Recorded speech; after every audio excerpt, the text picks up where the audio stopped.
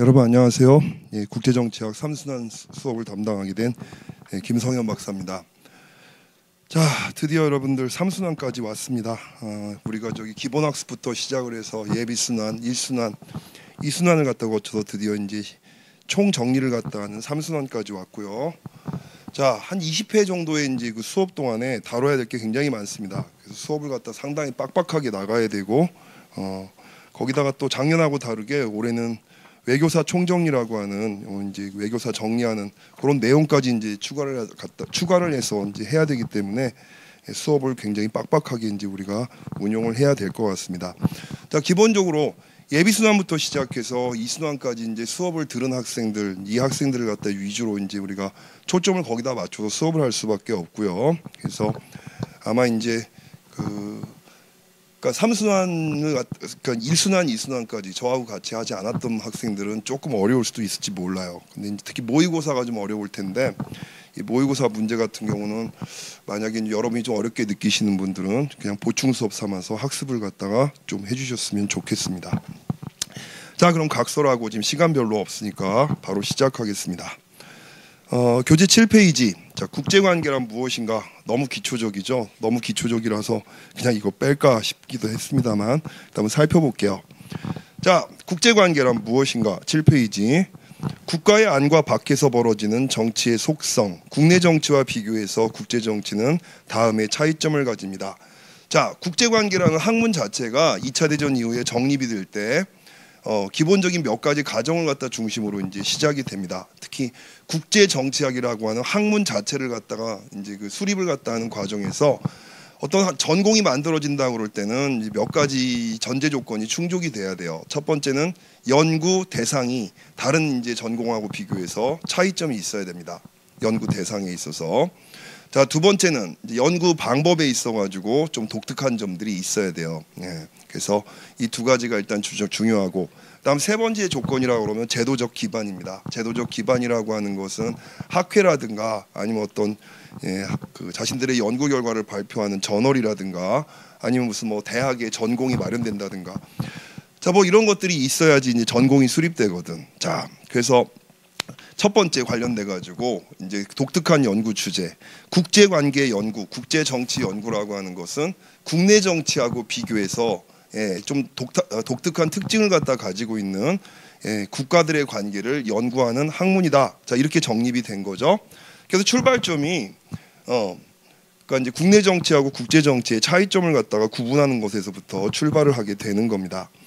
자, 7페이지 두 번째 점. 국제 정치는 한마디로 국내 정치와 국제 정치의 차이점은 뭐야? 국내 정치는 나름대로 정부가 존재하고 정부를 중심으로 해서 질서가 잡혀 있는 그런 이제 영역이 국내 정치야. 거기에 비하고 국제 정치는 무정부적인 속성을 가지고 있다라고 하는 거죠. 무정부 상태라고 그래갖고 무슨 질서 같은 게 없다는 건 아니고 정부가 없는 상태에서 각자 개별 국가들이 세력 경쟁이라든가 아니면 국익을 갖다 추구하는 그런 과정에서 질서가 형성됐다가 붕괴됐다, 형성됐다, 붕괴됐다. 자, 이게 국제 정치의 특징이라는 거죠. 자, 국제 정치는 국내 정치와 달리 정부같이 권위적이고 구속력 있는 원칙을 만들고 집행하는 중심적 권위체가 존재하지 않는다. 무정부성의 가설. 자, 국가들이 지켜야 할 법을 제정하는 입법기관도 없죠. 국제사회에서 법은 국가들 스스로 만들고 국가들의 자발적인 의사에 따라서 준수됩니다. 왜? 주권이라고 하는 최고의 권리를 각각의 국가들이 보유하고 있으니까. 그렇죠? 주권이라고 하는 것은 결국 뭐야? 외부로부터 간섭받지 않을 권리. 두 번째는 통치를 할 권리입니다. 법을 만들고 행정을 집행을 해서 통치를 갖다 할 수 있는 권리. 거기에 대해서 어떤 외부의 간섭도 받지 않는다. 이게 그런 권리가 주권이죠. 자, 그러니까 각자가 최고의 권리를 갖다가 각각의 국가들이 최고의 권리와 입법과 그다음 또 행정의 그런 권리들을 갖다가 독립적으로 행사할 수 있는 이런 주체다 보니까 국제사회에서도 법이, 그러니까 예를 들어 국제법이라든가 어떤 규범, 규칙 같은 것들이 만들어질 때도 결국 이 주권 국가들의 협의에 의해서 만들어지게 되는 거고, 또 어때? 그 법을 따를까 말까 이것도 결국은 결정하는 것이 주권을 보유한 국가들의 선택인 겁니다. 그렇죠? 그래서 국제사회에서 법은 국가들 스스로 만들고 국가들의 자발적인 의사에 따라서 준수됩니다. 국제법 역시 개별 국가들이 필요에 따라서 스스로 만든 것이며 국제법의 준수도 국가들의 의사에 따라서 좌우되는 그런 속성이 강합니다. 또한 국제법을 위반하는 국가 및 행위자를 해당 국가의 의지에 상관없이 처벌할 수 있는 그런 사법부도 형식적으로만 존재하지 사실상 부재한 상태라고 할 수 있습니다. 국제정치와 국내정치에서 서로 경쟁하는 단위들은 행위자들은 어떤 경우에는 자신들의 목적을 달성하기 위해 물리적 힘을 동원합니다. 그렇죠? 자, 우리가 얘기할 때 권력이라고 하는 게 뭐야? 권력은 타인을 자신의 의지에 따라서 행동하게 만드는 능력이죠. 뭐 뒤에 가면 자세하게 다룰 겁니다만, 권력은 타인을 자신의 의지에 따라서 행동하게 만드는 능력을 얘기하고, 그 능력은 물질적인 능력과 비물질적인 능력으로 구분해 볼 수가 있죠. 그렇죠? 자, 국내에서 경쟁하는 그런 이제 행위자들은 서로 권력 다툼을 벌일 때 물리적인 폭력을 사용할 경우가 있는데, 국내에서는 이제 그런 것들이 쿠데타라든가 내전이라든가 뭐 이런 걸로 나타나죠. 하지만 어때? 국가 자체를 지우려고 하지 않습니다. 그렇죠? 국가는 유지된 상태에서 정권을 둘러싸고서 물리적인 폭력을 갖다 사용하더라도 국가 자체를 지우지는 않죠. 그렇죠? 뭐 권력을 갖다가 차지하기 위한 싸움들을 벌이는 게 일반적입니다. 자, 거기에 비해 가지고 국제 정치는 어때? 자, 물리적인 행동을 통해서 자신의 의지를 갖다가 관철시키려고 하는, 즉 권력을 갖다가 이제 그 행사하는 이런 경우에는, 자, 심지어는 주권을 갖다가 박탈을 하고 다른 나라의 병합까지도 시키는 이런 일까지 벌어질 수가 있다는 거지. 전쟁이라고 하는 것을 통해서. 그렇죠? 자, 국내 정치와 국제 정치에서 서로 경쟁하는 단위들은 어떤 경우에는 자신들의 목적을 달성하기 위해 물리적 힘을 동원합니다. 국제적인 차원에서 이것은 전쟁으로 이어지죠. 그렇죠? 그러나 국내적인 차원에서는 뭐 물리적인 힘에 의존한다고 할지라도 상호 공멸을 전제로 한다든지 대규모 전쟁 상황 등을 가정할 수는 없습니다. 자, 특히 뭐 대규모 전쟁 상황이라고 하는 건 특히 뭐 국가의 존재 자체를 갖다 지워버리는 그런 이제 상황들을 가정할 수는 없다는 거지. 국내 정치에서는. 자, 국내 정치와 국제 정치는 이렇게 차이점도 있지만 나름 동질성도 있어요. 자, 첫 번째, 국가의 안과 밖에서 벌어지는 정치 영역. 자, 정치의 핵심이 뭐야? 권력입니다. 권력. 자, 결국 권력을 둘러싸고 벌어지는 상호작용을 연구하는 게 정치의 핵심이라면, 그렇죠? 그러면은 그 국내 정치든 국제 정치든 정치의 본질에 있어서는 공통점이 있습니다. 바로 뭐 권력을 중심으로 하는 행위라는 거죠.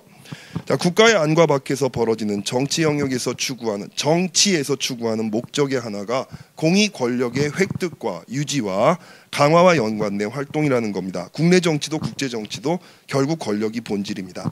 정치적 목적을 위한 수단으로서 물리적 수단이 동원될 수도 있습니다.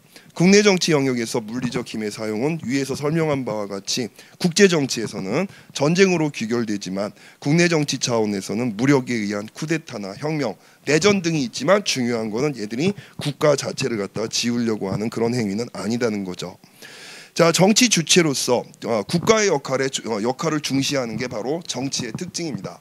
국내 정치건 국제 정치건 간에 정치에서의 핵심은 바로 뭐다? 국가라는 거예요. 국제 정치든 국내 정치든 국가는 적극적이고 항구적이고 직접적인 주체, 행위자이고 개인과 다른 정치적 결사체나 그러니까 이제 뭐 비국가 행위자들이죠. 개인이라든가 다른 정치적 결사체나 집단 등은 부분적이고 일시적이고 간접적인 주체라고 할 수가 있습니다. 자, 데이비드 이스트는 정치를 사회를 위한 가치의 권위적 배분이라고 정의를 했습니다. 엄밀하게 말하면 이거는 정치를 이렇게 얘기하기보다는 이스튼의 정의는 정치의 기능이에요. 사회는 수많은 기능을 갖다가 수행하는 여러 조직들이 있죠. 정치 조직도 있고 경제 조직도 있고 그 중에서 정치 조직의 기능은 뭐야? 사회에 존재하는 가치를 권위에 입각해서 적재적소에 배분하는, 할당하는 그게 이제 국가의 역할이 정치의 역할이라는 거지. 국가는 바로 그런 정치적 기능을 대표하는 기구가 바로 국가가 되는 거죠. 자, 이스트는 정치를 사회를 위한 가치의 권위적 배분으로 정의했습니다. 국제 정치에서 국가들이 중요하게 여기는 가치는 자유와 안전입니다. 이는 곧 독립적 생존의 문제이며 통상 자기보존, 국가안보, 사활적 이익 등의 개념으로 표현되는 것입니다. 자, 이러한 가치의 배분 방식이 좀 달라. 정치라고 하는 본질에 있어서는, 가치의 배분이라고 하는 그 본질에 있어서는 국내 정치나 국제 정치가 동일하지만 방식이 다르죠. 국내 정치는 아까 얘기한 대로 국가, 정부에 의한, 정부의 권위에 입각한 가치의 배분이 일어나는 것이고, 국제 정치 같은 경우는 무정부적인 상태에서 결국 어때? 국가들의 권력 관계에 따라서 가치가 배분될 수 있다는 겁니다. 자, 이러한 가치 배분은 대개 공정성보다는 힘의 논리에 의해서 이루어지는 게 국제 정치의 본질입니다. 그렇죠? 힘, 권력이란 말이야.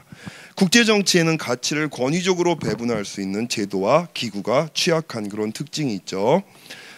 자, 8페이지 국제관계 이론과 연구 방법. 어떤 결과를 낳게 한 사건이나 결정의 직접적인 요인을 탐구하는 것이 기본적으로 과학의 방법입니다. 과학은 기본적으로 인과관계를 탐구하는 거야. 원인과 결과. 어떤 행위자가 혹은 어떤 힘이 원인으로서 작용해서 특정의 결과를 발생시켰는지 서술하는 것, 이게 국제정치에서 기본이라고, 국제정치뿐만이 아니라 과학적 연구 방법의 기초라고 얘기할 수가 있고, 그냥 그냥 쭉 이게 원인이 돼서 이런 일이 벌어졌다, 또 이게 원인이 돼서 이런 일이 벌어졌다 쭉 쓰는 거, 쭉 서술해 내는 것, 이런 걸 우리가 서술적 지식이라고 얘기하죠. 이것도 중요합니다. 그렇죠? 어떤 일이 어떻게 일어났고 뭐가 원인이었는가, 이런 게 중요하지. 근데 자, 국제 정치라고 하는 것은 사이언스야, 과학이야. 과학은 기본적으로 뭐를 추구한다? 이론화를 추구합니다. 자, 현대에서 이제 그 과학의 개념이라고 하는 것은 기본적인 과학의 개념, 물론 다른 도전하는 과학 개념도 있습니다만, 주류 이제 과학 개념이라고 하는 것은 우리가 실증주의라고 얘기하죠. 자, 실증주의의 기본적인 과학적 연구 방법은 뭐야? 자, 경험에 입각해 갖고 여러 현상을 관찰합니다. 자, 관찰해서 내가 얻은 경험적 자료들을 갖다 가지고 분류하고 비교하고 체계화시키죠. 그래서 보편적인 명제, 이론을 갖다가 뽑아내게 되는 거야. 실증주의는 기본적으로 경험적 관찰에 기반해서 이론의 정립을 목표로 합니다. 이게 제일 중요해. 이론의 정립이 제일 중요한 거야. 자, 경험에 의지하지 않은 이론은 인정받을 수가 없어요. 경험에 의지해서 이론을 갖다가 도출하게 되고, 다음이 또 중요해요. 그 이론을 만드는 이유가 뭐야? 실용적인 목적 때문에 이론을 갖다가 정립하는 겁니다. 이론을 갖다가 만든 다음에 그 이론에 입각해서 어떤 미래를 전망하고 그다음 정책을 갖다가 처방하는, 이게 이제 실증주의가 추구하는 목표라고 할 수가 있어요. 자, 그러니까 보면 이게 이제 기본적인 그 실증주의가, 그러니까 사회과학을 갖다 연구하는 여러 전공에서 지금도 보면 주류 방법론이잖아. 국제 정치도 마찬가지입니다. 그래서 단순하게 서술적인 지식은 그냥 어떻게 본다면 경험의 나열이지. 내가 경험하고 관찰하는 것의 나열이라고 할 수 있단 말이야. 그렇죠? 자, 거기서 그치지 말고 이론을 갖다가 만들고 그 이론에 입각해서 정책을 처방해야 되는 거예요. 이게 과학적인 방법의 목표고, 국제정치학의 주류 이론들이 지향하는 바입니다. 주류야, 주류. 나중에 비주류는 여기에 대해 도전합니다. 그 얘기는 뒤쪽 가서 여러분한테 할게요. 자, 그렇습니다. 자, 기술된 사실의 인과관계를 설명하며 장기적인 전망을 가지고 일반적 설명을 제시해야 합니다. 이게 이론적 지식이죠. 두 개 다 필요해. 서술적 지식하고 이론적 지식이 다 필요합니다. 국제관계를 올바로 이해하기 위해서는 서술적 지식과 이론적 지식 모두 필요하죠. 한 사건이나 문제에 대해서 단지 서술만 하는 것은 과학적으로 별 의미가 없고, 그 사건을 일반화하거나 그 속에서 어떤 교훈을 얻어내야 합니다. 주로 어떤 교훈? 만약에 뭐뭐 한다면 뭐뭐한 결과가 나온다. 그럼 어때? 자, 내가 어떤 결과를 얻고 싶어. 그럼 만약에 뭐뭐 한다면에 해당되는 그런 조건과 가정을 충족시켜주면 될 거 아니야. 이걸 통해서 사회를 갖다가 내가 원하는 대로 관리하고 통제하고, 그렇죠? 이끌기 위한 그런 정책적 처방을 내리게 되는 겁니다. 이게 실증주의예요. 포지티비즘. 자, 국제관계로는 그래서 봐봐. 현실의 문제에 대한 답을 찾으려는 실천학문이다. 이게 실증주의야. 혹은 정책과학의 속성을 가집니다. 이 때문에 국제관계를 이론적으로 다루는 대학과 연구소 등의 전문가들과 정부 내 정책 결정자 집단들은 긴밀히 연결되어 있습니다. 이론을 만들고 검증하는 데 사용되는 연구 방법은 자, 전통적 방법과 과학적 접근법이라 불리는 경험적 방법, 밑에 조그맣게 필기, 즉 행태주의입니다. 행태주의 접근 방법으로 구분할 수 있습니다. 이 구분은 그러니까 방법론을 갖다 구분하는 데는 여러 가지 이제 그 방식이 있어요. 근데 지금 이 구분은 이게 그 미국 정치학을 기준으로 해서 정치학의 역사하고 관련이 있는 거야. 1950년대 이전의 주류 방법론을 우리가 전통적 방법이라고 하는 거고, 그 이후 1950년대 이후에 이제 그 주류 방법론을 갖다 우리가 행태주의라고 하는데, 단순하게 일단 시기적 구분이 이렇게 있고요. 일단 시기적 구분뿐만이 아니라 그럼 어떤 본질적인 차이가 있느냐? 여러분 이제 그 이건 정치학 역사하고 관련되어 있어. 1950년대 이전에 이제 정치학이라고 하는 학문은 법학하고 역사학, 철학으로부터 사실상 별로 독립을 못한, 자율적이지 못한 학문이었어요. 그러다 보니까 법학의 어떤 논리 전개 구조라든가 역사의 연구 구조, 역사학의 이제 구조라든가 이런 것들이 그대로 정치학에 스며들어 있는 경우가 굉장히 많았죠. 자, 그러다 보니까 정치학이라고 하는 것이 대체로 어떤 규범적인 그런 성격, 마땅히 뭐뭐 하지 해야 되지 않겠는가, 이런 식의 논리 구조, 이걸 우리가 뭐라 해? 당위론이라고 얘기해. 주로 철학적 접근을 갖다 하는 경우에 많이 우리가 만나게 되는 게 당위론적 접근입니다. 인간의 본질은 무엇인가? 정치의 본질은 무엇인가?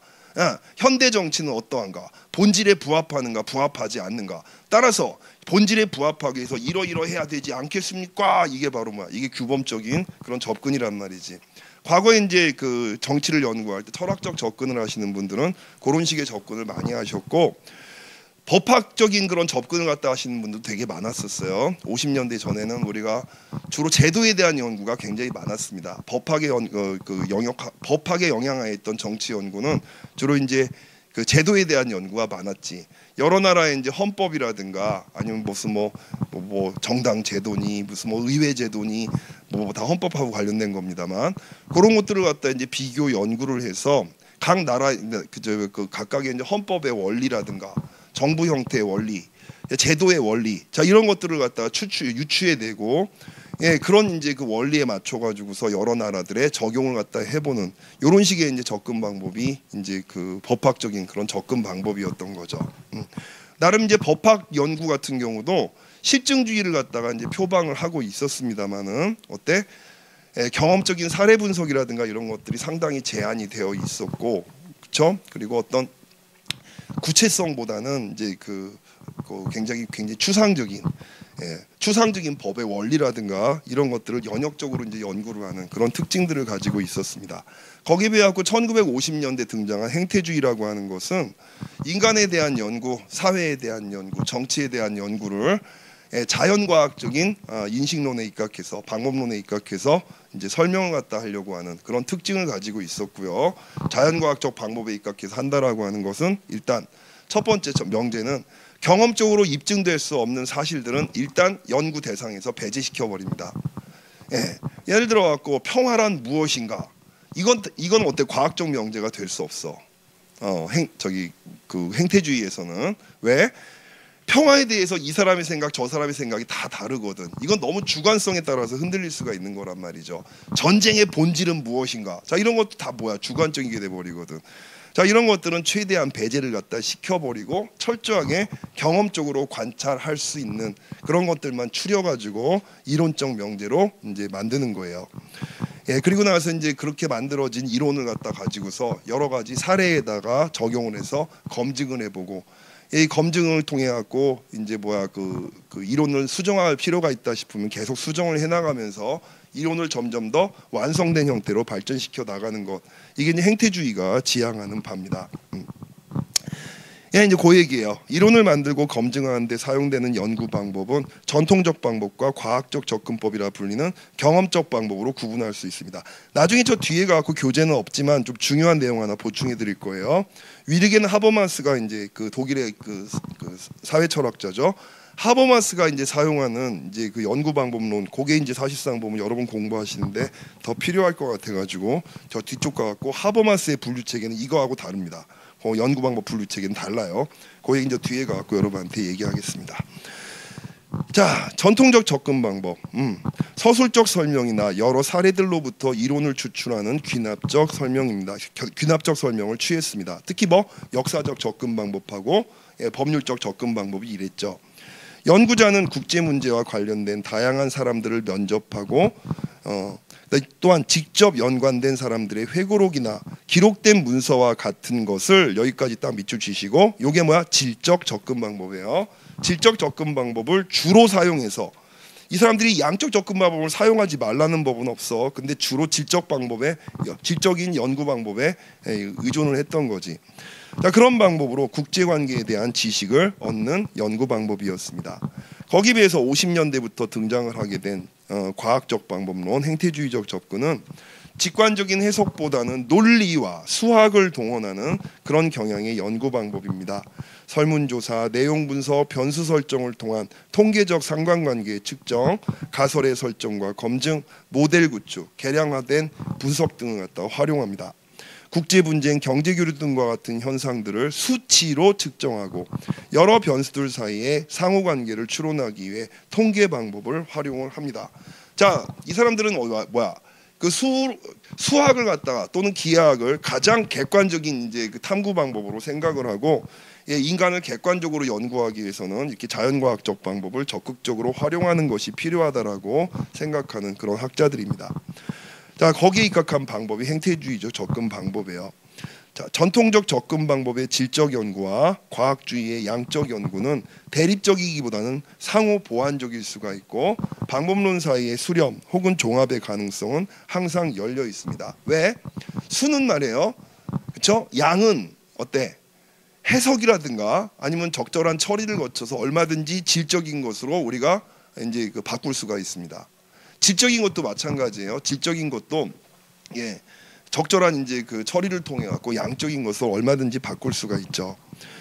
그래서 양자의 종합의 가능성은 항상 열려 있습니다. 다음 국제관계의 분석 수준, 이쪽은 좀 중요해요.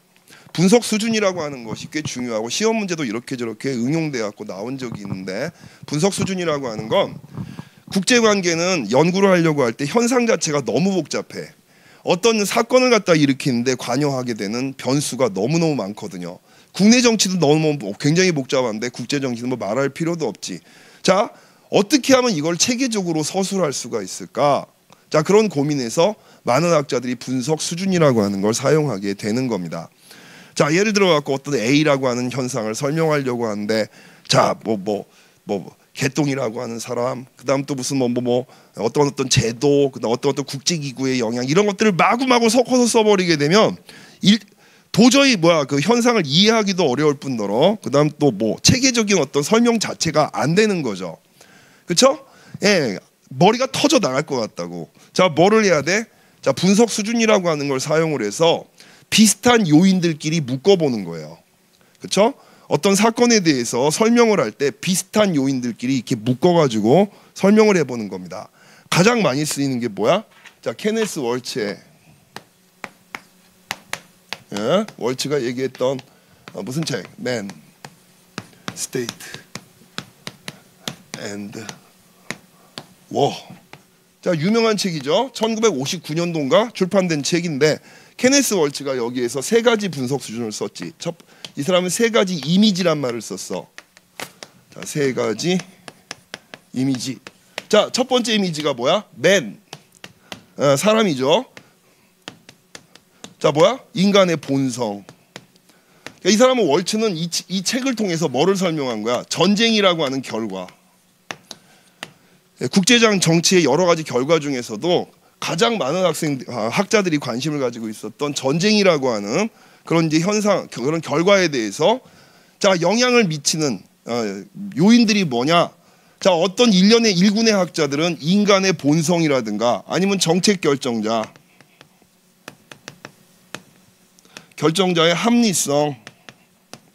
합리성이 뭐예요? 자, 뭐가 자기한테 이익이 되는가를 갖다가 계산하는 거죠. 그걸 도구적 이성이라고도 우리가 얘기하는데, 그렇죠?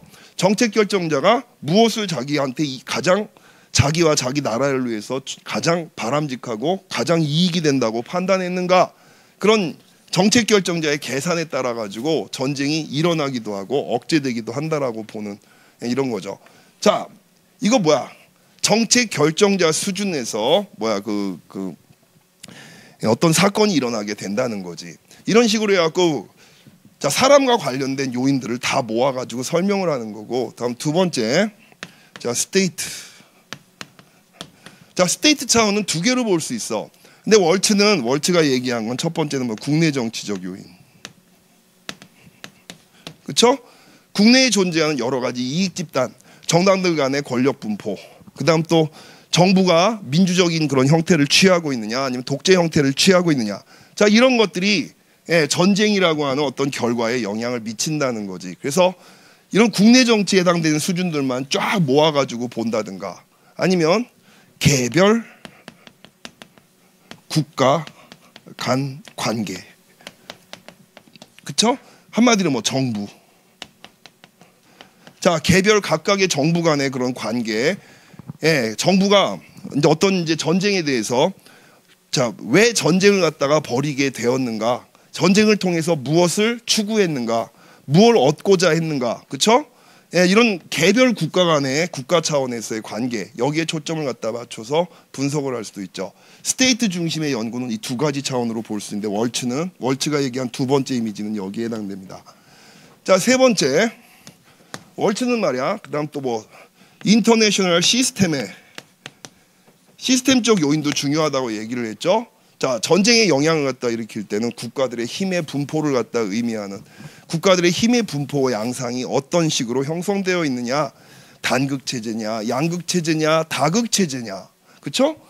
그런 이제 시스템의 힘의 분포의 양상이 결국 뭐 전쟁에 영향을 미친다라고 이제 본 거지. 그래서 어떤 결과를 연구할 때는 정책 결정자 수준, 국내 정치 수준, 국제 시스템 수준, 세 가지로 구분해 볼 수가 있다라고 하는 게 월츠의 얘기였고, 케네스 월츠는 세 가지 중에서 이게 제일 중요하다고 본 거야. 시스템적 요인이. 왜? 자, 시스템적 요인은 우리가 다른 말로 얘기하면 국제 정세 이런 말도 부르고, 그렇죠? 국제 질서 이런 얘기도 부르고, 국제 환경 뭐 이런 용어도 쓰잖아. 국가들한테 영향을 미치는 질서, 국제적인 질서, 국가 간의 상호작용으로 만들어지는 질서가 어떤 양상으로 이제 형성이 되어 있느냐, 이게 바로 뭐 정책 결정자의 판단에 일단 영향을 미치겠지, 그렇죠? 국제 정세를 보고서 결정을 갖다 내리는 거란 말이에요. 그다음 또 국내 정치적 요인을 갖다가 설명할 때도 어때? 국제 시스템, 국제 정세라고 하는 것이 가장 중요한 영향을 미친다. 국내 행위자들도 어때요? 이런 국제 정세를 갖다 고려해서 자기가 해야 될 것, 할 수 있는 것과 하지 못하는 것들을 고려해서 행위를 하게 된다는 거지. 그렇죠?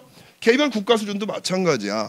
양극 체제에서 국가들의 각 정부의 외교 정책과 그다음 또 다극 체제에서 각 정부의 외교 정책은 같을 수가 없다는 거죠. 그래서 월츠는 이 세 가지 수준의 이제 그 세 가지 수준을 갖다 활용을 해서 국제 정치를 갖다 분석하는 방법에 대해 이야기를 한 거고, 이 중에서 시스템적 요인이 제일 중요하다라고 얘기한 게 월츠의 얘기였습니다. 자, 이거 여러분들 옛날에 시험 문제에 한번 나온 적이 있었어요. 그래서 중요하다고 제가 여러 번 이제 앞에서도 한번 지난 그 강의에서도 여러분한테 많이 강조를 했었었는데, 그렇죠? 옛날에 이건 행정고시야, 외교원 문제가 아니고 어떤 가상의 이제 그 사례를 하나 줬어요. 북한이 그 다른 나라에 미사일을 갖다 수출했다고 가정을 하고, 이 북한의 미사일 수출에 대해서 이 월츠의 세 가지 이미지를 갖다가 활용을 해서 설명을 해봐라, 뭐 이런 문제가 한번 나온 적이 있었습니다. 별로 좋은 문제는 아니에요. 그리고 우리가 옛날에 외교사 공부할 때 기억나실지 모르겠는데, 자, 동양 외교사 냉전사 공부할 때 특히 한반도 분단 관련돼서 논문 하나 공부했었죠. 거기 월츠의 세 가지 이미지를 갖다 활용을 해서 한반도 분단을 갖다가 설명해봐라, 그 주제를 갖다 가지고 학술 논문이 있었고, 그걸 우리가 이제 한번 이제 학습을 했었었는데, 거기에서 이순환 이제 못 들었던 학생들 별거 아닙니다. 제가 말씀을 한번 드려볼게요.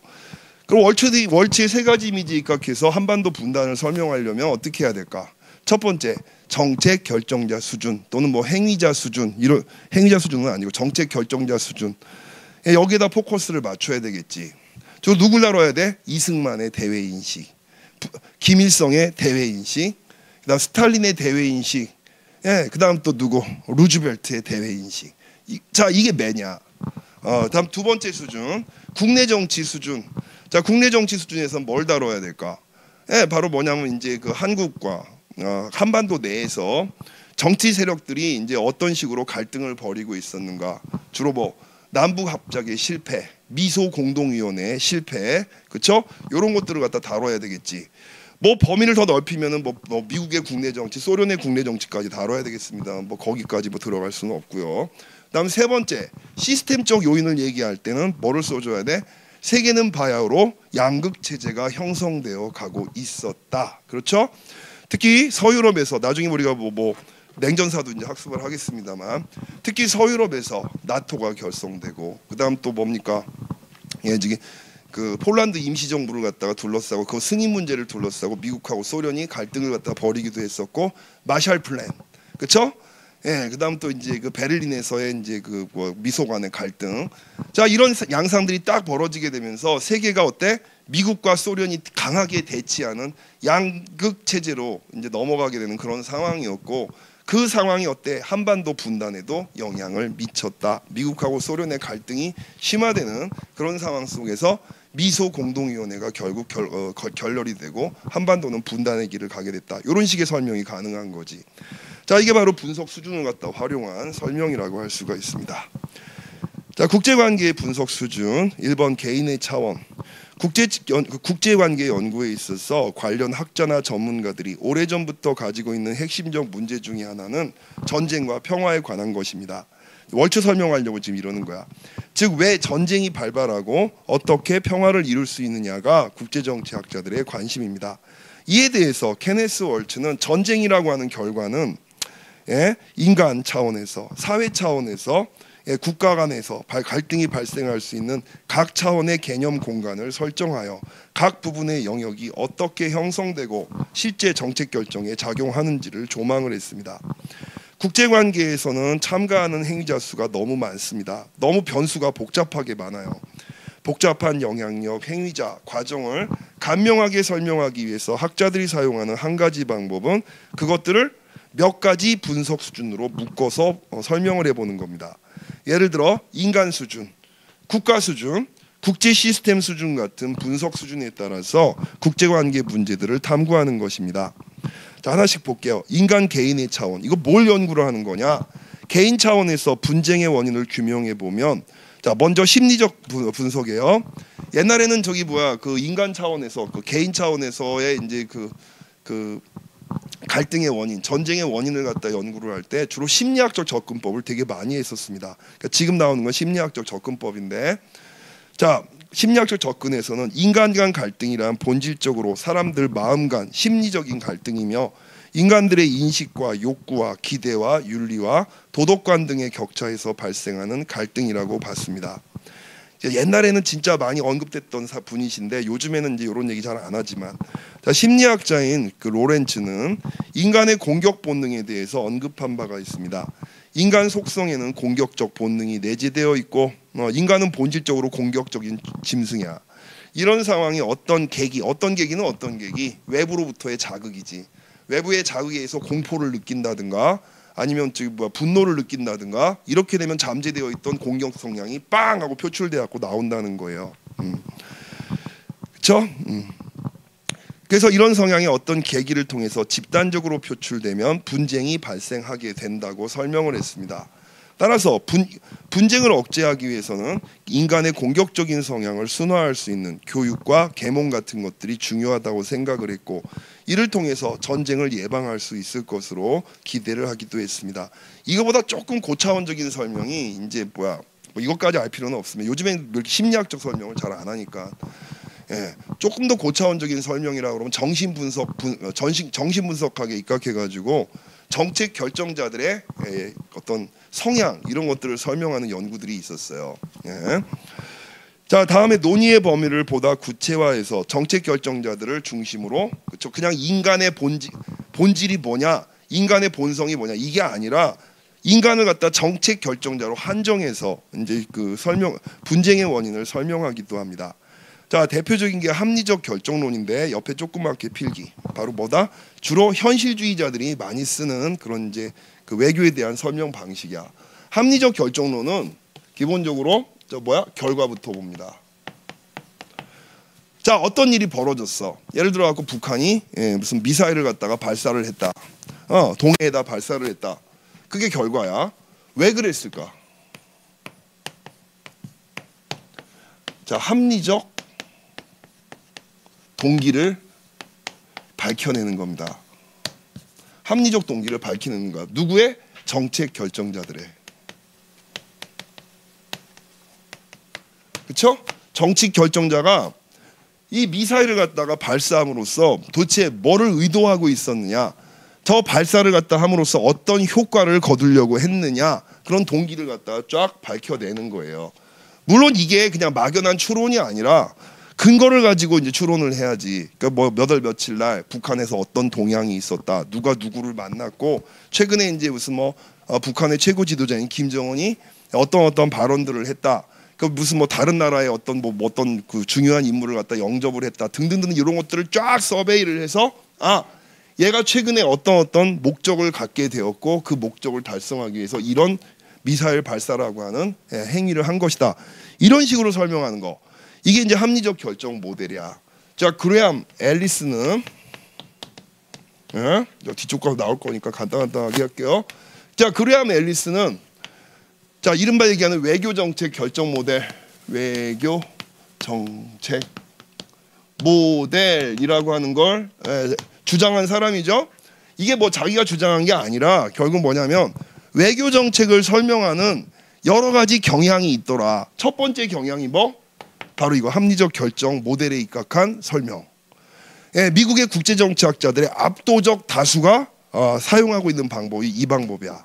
그렇죠? 두 번째 방법이 뭐였어요? 두 번째 방법이 작년에도 시험 문제 나왔던 거 조직 과정 모델이었죠. 간단하게 얘기하면 외교 정책 결정에 영향을 미치는 가장 중요한 요소는 각각의 정부 부처다. 더 정확하게 말하면 그 각각의 정부 부처가 보유하고 있는 SOP, 표준 운용 절차라고 하는 일종의 매뉴얼들. 자, 이런 것들이 정부의 그 정책 결정에 가장 중요한 영향을 미치더라. 세 번째는 관료 정치 모델.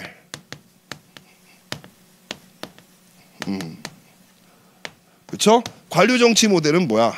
외교 정책은 각각의 부서, 자기가 속한 정부 부처의 이익과 합리성과 개개인의 합리성, 개개인의 이익, 이거를 갖다가 대표하고 있는 관료들이 서로 밀고 당기고 흥정을 해서 만드는 일종의 게임의 결과물이다. 이렇게 보는 게 관료 정치 모델이죠. 그렇죠? 여기서는 정책 결정자의 합리성을 강조하고 여기서는 조직을 강조하고 관료 정치 모델은 조직에 몸담은 개개인들의 게임을 강조하는 겁니다. 절충이죠. 이 두 가지를 절충한 거죠.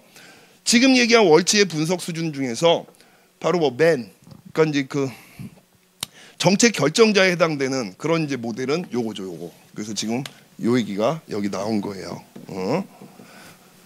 자, 보겠습니다.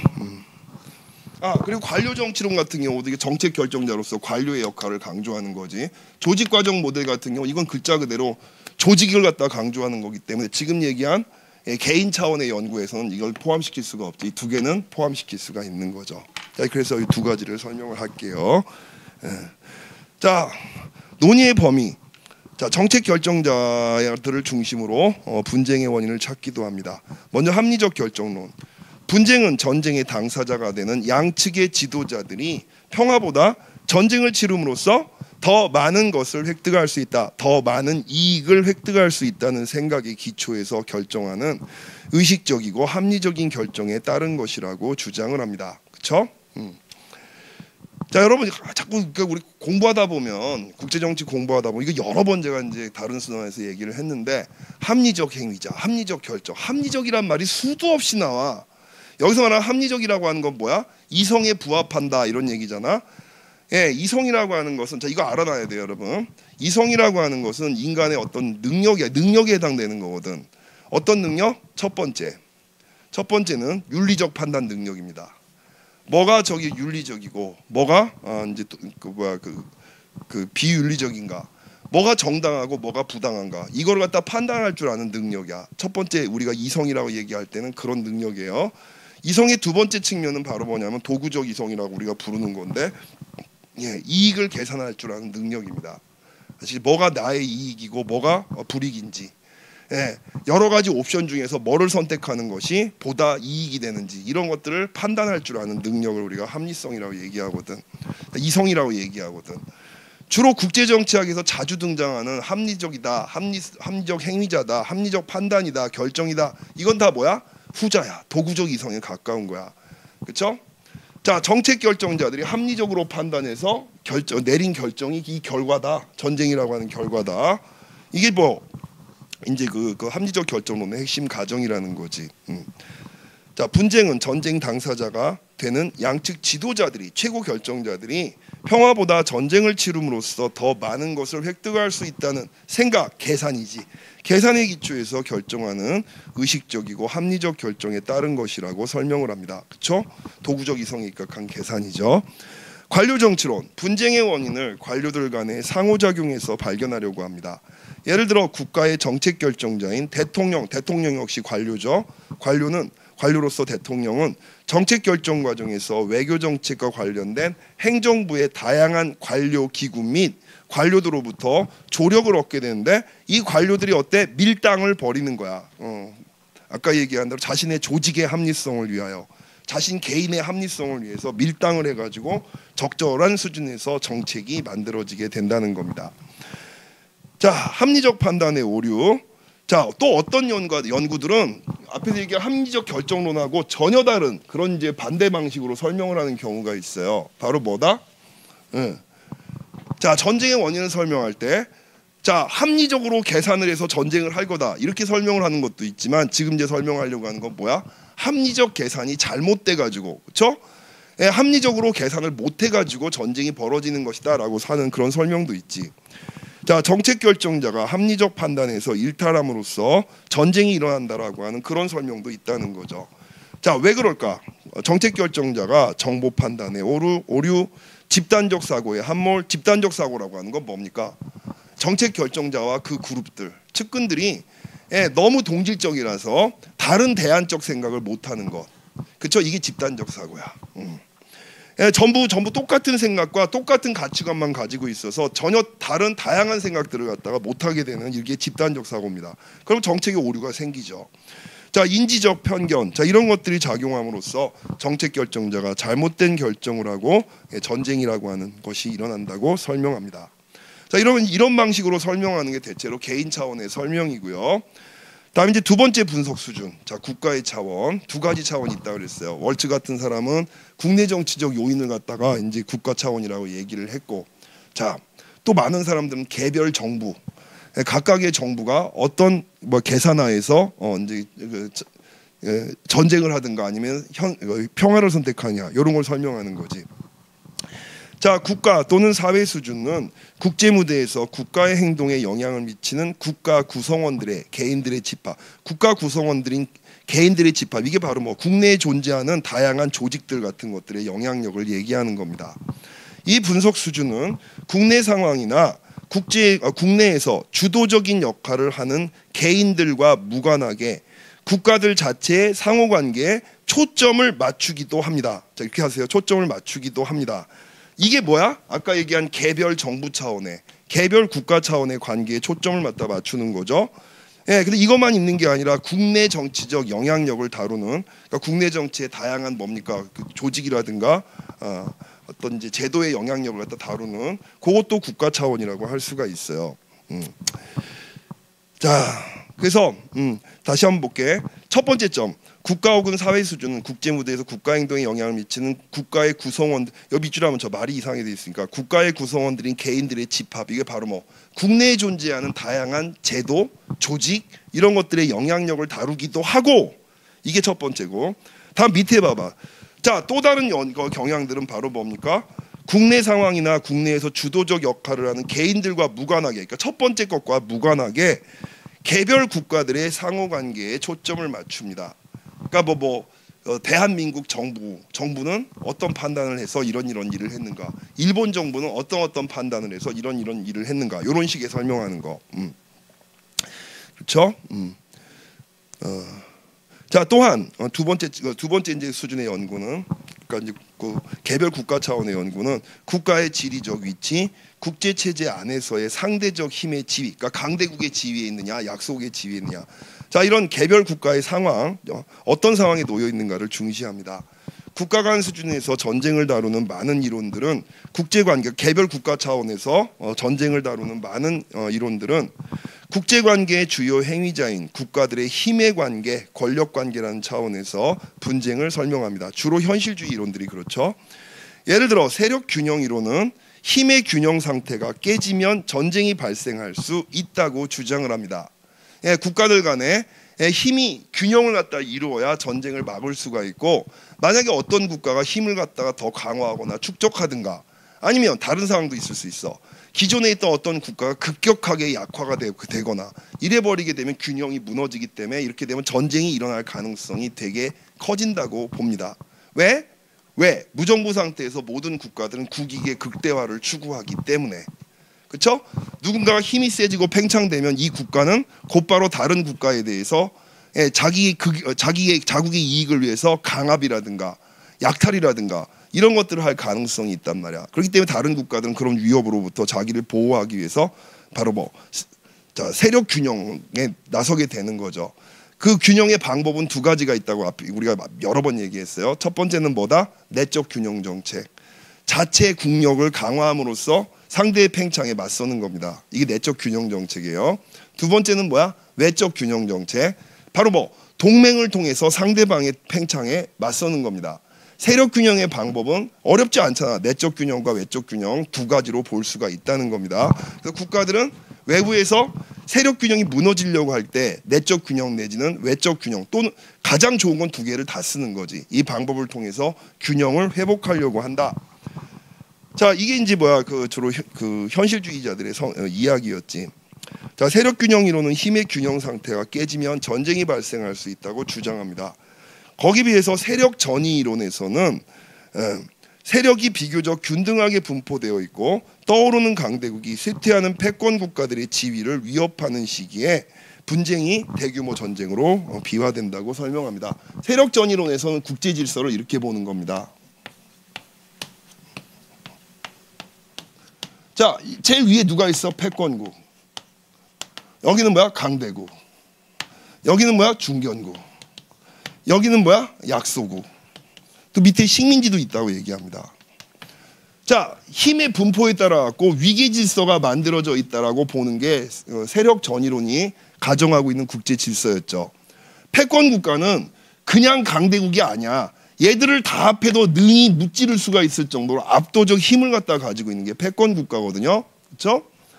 자, 이 패권 국가는 이제 얘들을 이렇게 그 밑에 이런 똘마니들을 거느리고 바로 자신이 어떤 질서를 갖다 만들어서 어떤 이제 세계를 이끌고 가려고 합니다. 이 모든 국가들이 따라야 될 어떤 규칙, 규범, 질서 같은 것들을 만들고 그거를 갖다 강요하면서 자신의 지위를 유지하려고 하지. 그러다 보니까 자, 이 강대국, 중견국, 약소국 중에는 패권적 질서에 만족하는 그룹과 불만족하는 그룹이 있죠.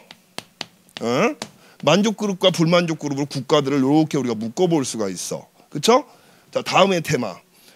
자, 이 불만족하는 강대국 중에서 불만족하는 이 패권적 질서에 대해 만족하지 못하는 그룹에 들어가는 강대국이 뭐를 통해서? 산업화를 통해서 급격하게 힘을 축적해서 얘의 힘이 패권 국가의 힘에 근접하게 되면 될수록 전쟁의 가능성이 높아진다고 보는 거죠. 그렇죠? 오히려 이 패권 국가 강대국의 힘이 비슷해지면 비슷해져서 균형으로 향해 나아갈수록 전쟁 가능성이 커진다는 거야. 그래서 나중에는 이 강대국의 힘이 패권 국가의 힘을 능가하려고 하는 바로 그 타이밍, 여기가 바로 전쟁이 일어날 가능성이 제일 높은 시점이다라고 보는 거지. 누가? 오건스키가 한 얘기죠.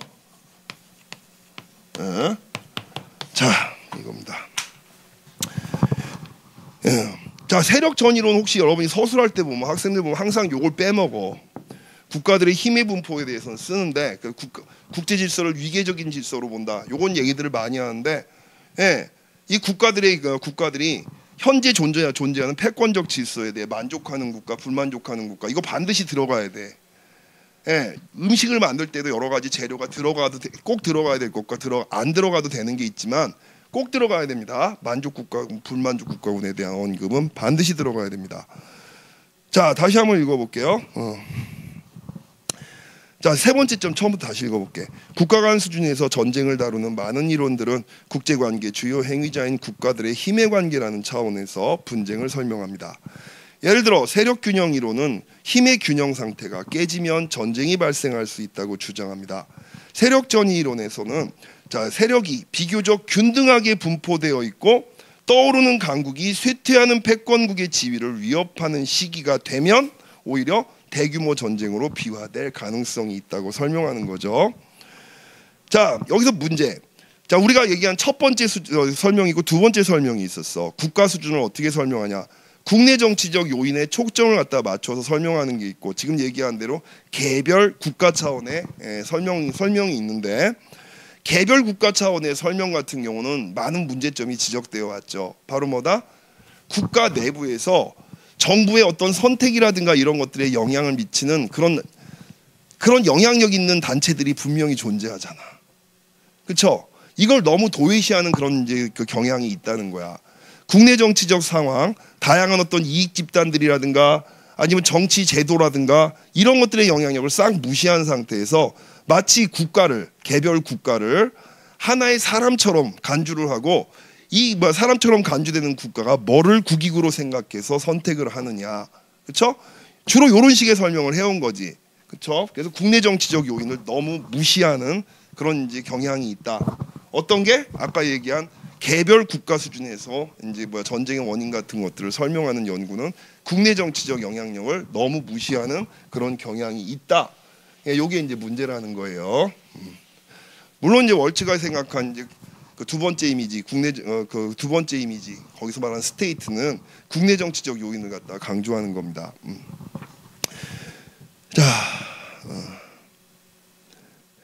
다음에 이제 문제점이 이제 바로 그겁니다. 국가 안에는 이익 집단, 정치 단체, 정부 기구 등이 존재합니다.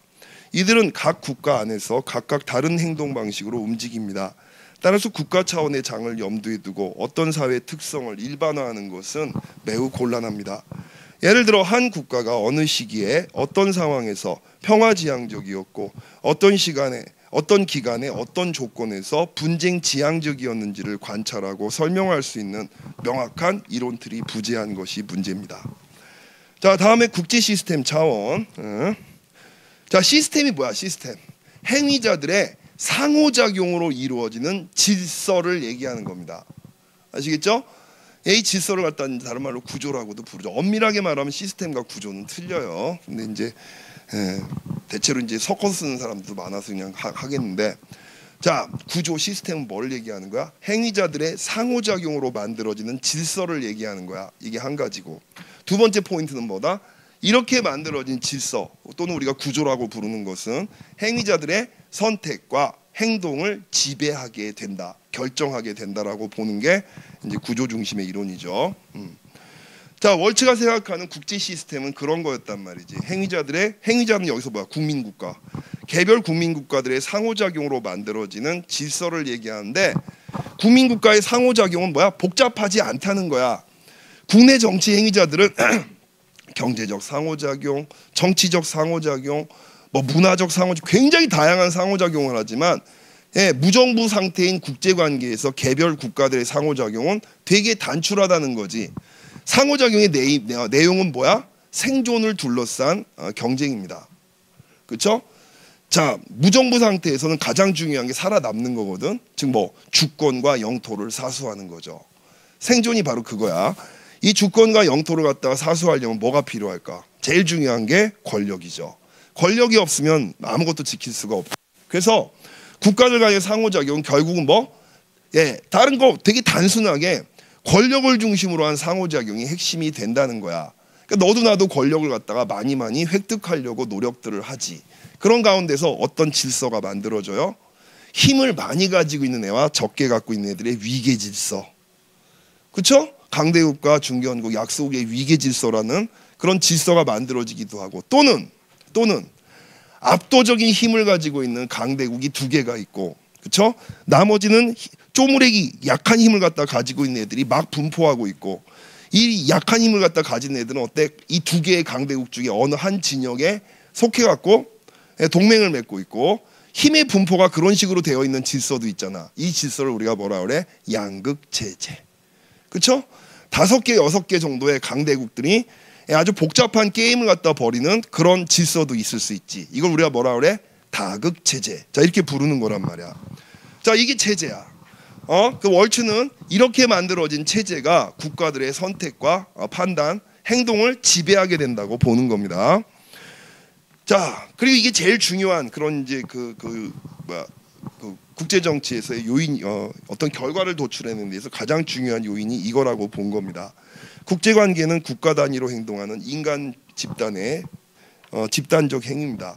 개개인 행위의 기계적인 연장이 아니라 인간의 집합적인 행위로서 독자적인 특성을 갖습니다. 되게 이상하죠? 한마디로 뭐 구조가 개별 행위자보다 중요하다는 거야.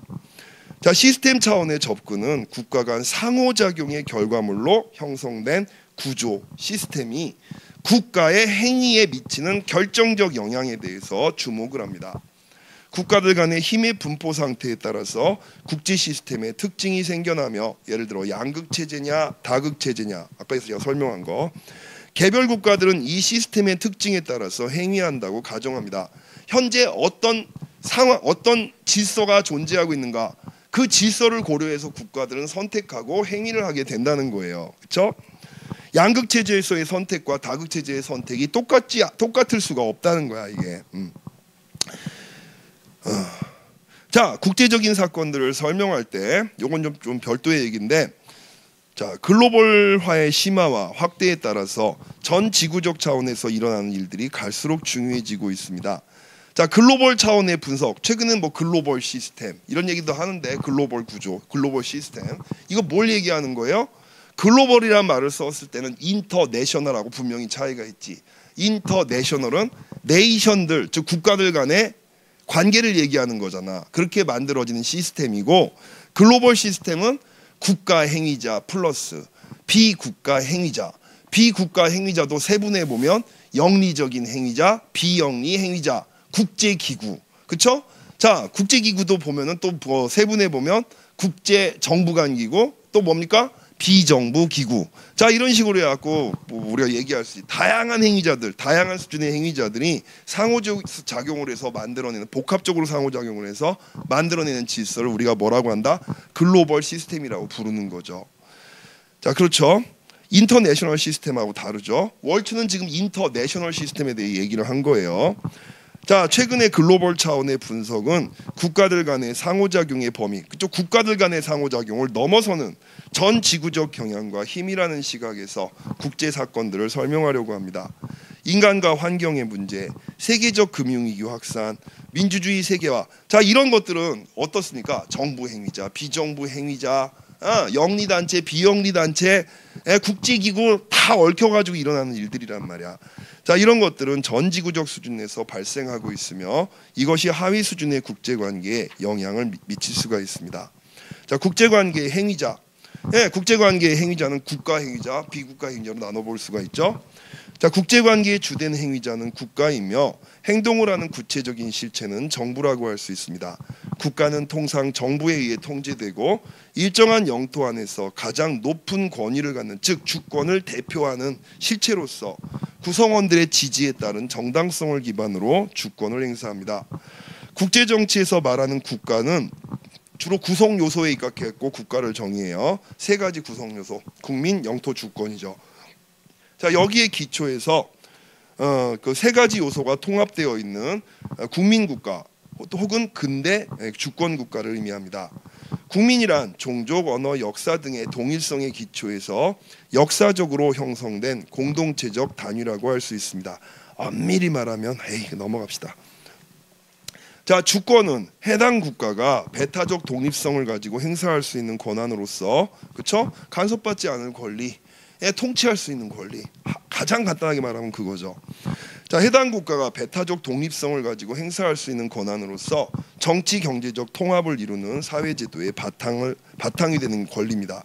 국가의 주권은 다른 나라들과의 외교 관계를 수립함으로써 그리고 세계적 차원의 국제기구인 유엔의 회원국이 됨으로써 다른 나라들의 인정을 받게 되는 겁니다. 그래서 주권이 부여되는 겁니다.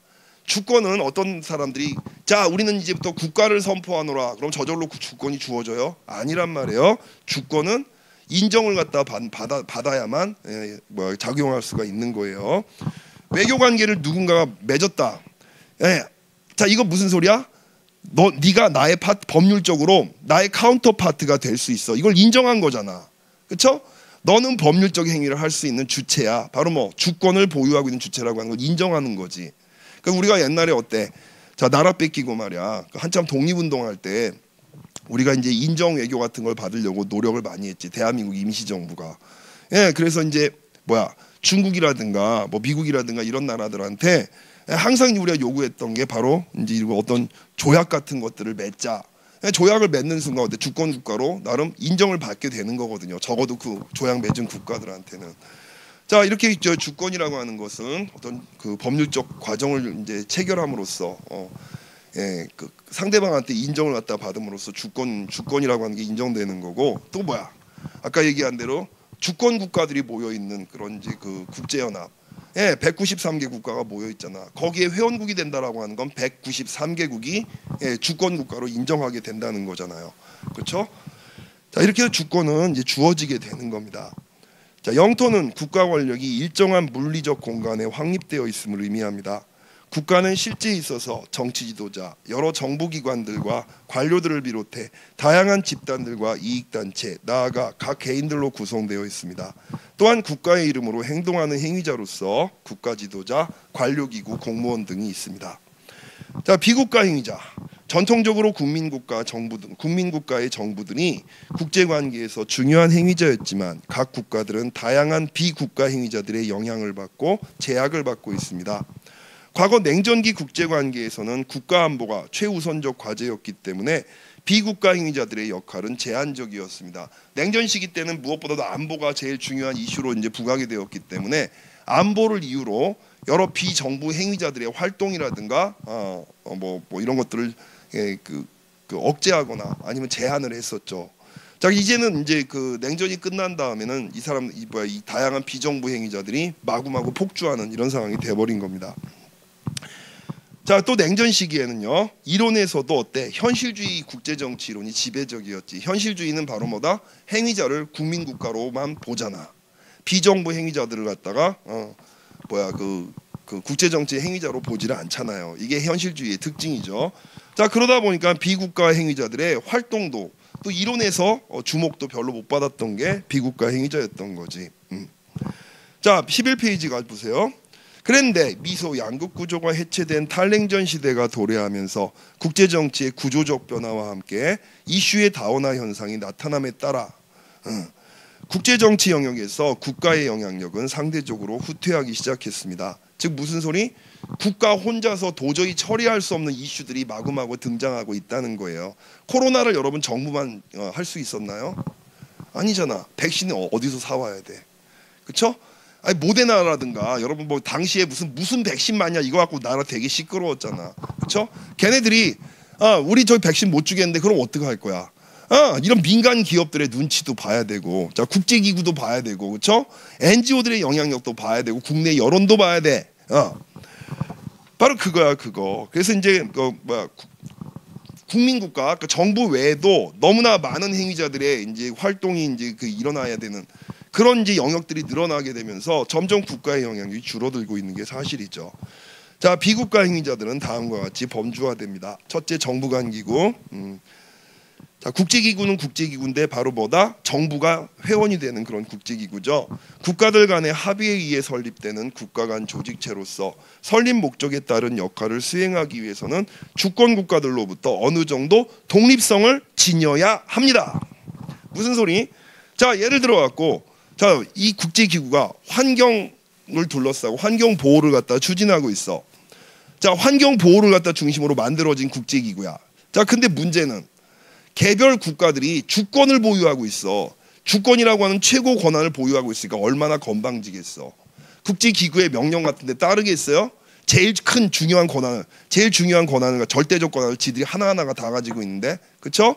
자, 그래서 어떤 국제기구가 자기가 추구하는 목적을 달성하려면 당연히 어때? 이 주권 국가들을 멱살 잡고 캐리할 수 있어야지. 상당한 자율성과 재량권을 가지고 이 국제기구의 의지 같은 것들을 어때? 회원국들한테 부여할 수가 있어야 되는 거란 말이야. 그렇죠? 그게 안 되면 대체로 어때? 그 실패하는 경우가 많죠. 자, 그 얘기입니다. 그 얘기. 설립 목적에 따른 역할을 수행하기 위해서는 주권 국가들로부터 어느 정도 독립성을 지녀야 합니다. 근데 현실은 어때요? 국가들의 이해관계에 따라 제약을 받는 일이 자주 일어납니다. 국제연합, 세계은행, 국제통화기금, 세계무역기구, 석유수출기구, 국제원자력기구 등등이 정부간 기구의 사례입니다. 자, 비정부 기구는 이게 또 최근에 이제 영향력이 커지고 있죠. 수많은 비정부 기구들이 국제관계에 참여하고 다양한 영역의 민간 기구들이 국가는 물론 다른 정부간 기구, 다국적 기업들과 상호 영향을 교환하고 있습니다. 그린피스, 국제적십자사, 국제올림픽위원회, 가톨릭교회, 노동단체. 가톨릭교회는 여기 왜 들어갔냐면 1970년대 말에요. 국제관계에서 특히 인권 네트워크를 형성하고 인권의 그 이슈를 갖다 전 세계 곳곳에 전파하는 데 있어서 중요한 역할을 했던 게 가톨릭 교회입니다. 또 노동단체 등은 초국가적 연계망, 다른 말로 네트워크를 통해서 자신들과 관련된 이슈의 해결을 위해 공동의 노력을 기울입니다. 자, 초국적 기업도 되게 중요한 비정부 행위자죠. 한 국가에 본사를 두고 여러 나라들에 걸쳐 현지 회사를 설립해서 다양한 활동을 하는 기업을 우리가 초국적 기업이라고 합니다. 복수의 다양한 국가들의 고정시설을 설립하고 현지 사람들을 고용해서 세계를 무대로 활동하는 기업입니다. 자, 정리를 해보면요. 1648년 베스트팔렌 회의의 의의가 뭐야? 영토에 대한 개념을 명확하게 하기 시작했다. 두 번째, 주권 개념을 확립했다. 요 얘기입니다. 물론 과거에도 주권 개념이 있었어요. 근데 과거의 주권은 뭐다? 주로 교황의 주권이었지. 최고 권위는 교황이 가지고 계셨고 하나님이 가지고 계셨지. 자, 이제 뭐야? 세속 군주들의 주권을 갖다가 인정하는 그런 이제 조약이 베스트팔렌 조약이었죠. 자, 베스트팔렌 회의는 근대적 의미의 국가가 등장하는 분기점이 됐습니다. 헤들리불은 국제관계의 출발점을 국민국가라는 독립적 정치 공동체가 존재해야 국제관계가 시작된다. 이거 너무 당연해. 내가 이거 할 때마다 맨날 이제 얘기하는데, 자, 국제관계는 뭐야? 인터내셔널 릴레이션스야. 네이션이 있어야 인터내셔널이 성립되는 거 아닙니까? 상식 아닙니까? 그렇죠? 국제관계의 출발점은 국민국가라는 독립적인 정치 공동체의 존재라고 봤습니다.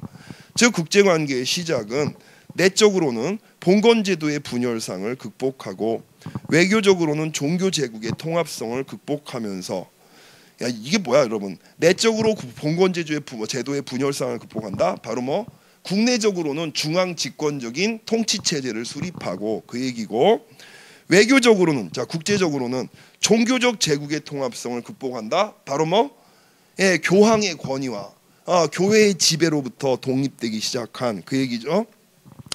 주권 개념에 입각한 국민국가를 탄생시켰던 베스트팔렌 체제가 근대 국제 정치의 시작이라고 할 수 있습니다.